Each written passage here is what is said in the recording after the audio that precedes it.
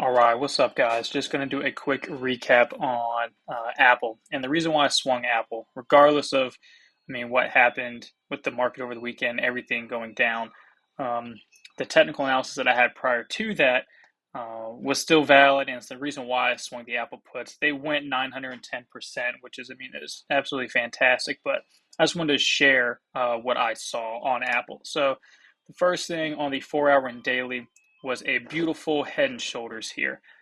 This previous area right here between 224 and 226, you can put right in the middle if you want 225, was an area of consolidation where there was support. And then once it created a bear flag and broke it here to the downside, this was the first time it had retested that area since breaking it. So this is going to be an SR flip, support resistance flip. Previous support now being tested, acting as resistance. So this would have created the right shoulder as well if it did reject here. And at the same time, there was a squeeze on the 4 hour chart during Friday's session. So I saw those things kind of line up, and that was the reason why I started leaning towards getting those puts. If I go to the hourly session let me get rid of this.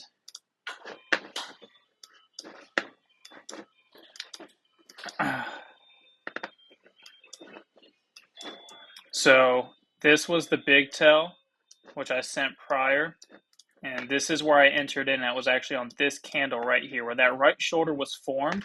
You'll see down here there's an hourly squeeze. The hourly squeeze is going to the upside, and then right when this candle closed and it was coming to the downside, those three candles on the hourly, that's an evening star candlestick setup. So it was building a squeeze going to the upside, but it never fired.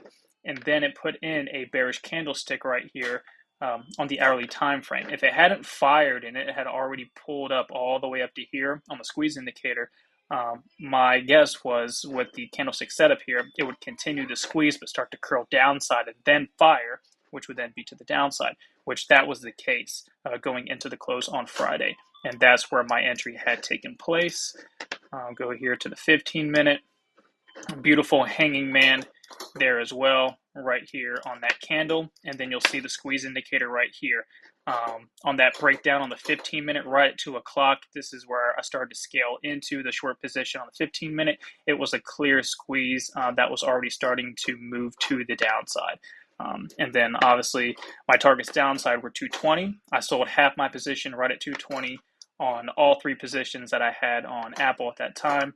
Next targets downside were 215 with a full target down to 210.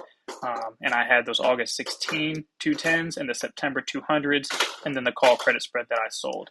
And obviously Apple came all the way down here and opened up right at $200. So I ended up exiting the 210 puts for August for 900%, and then sold the 200 puts for September for between 400 to 500%. Volatility is crazy in the morning. And then eventually when TOS got up and running, I was able to close the call credit spread that I had for about 90% as well. So that was just what I saw on Apple in the Friday session on the 15-minute, the 1 hour, and then the 4 hour and daily. And that's the reason why I scaled into those short positions later in the afternoon going into the close, and then why I decided to swing the rest of that position. So very happy with the technical analysis that played out.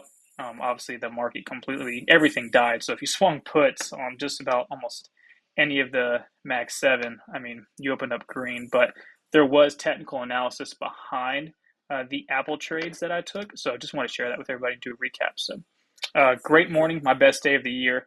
So we're going to kill it the rest of this week. I'm going to sit on my hands, but still going to look to take some trades. So I'll see you guys tomorrow.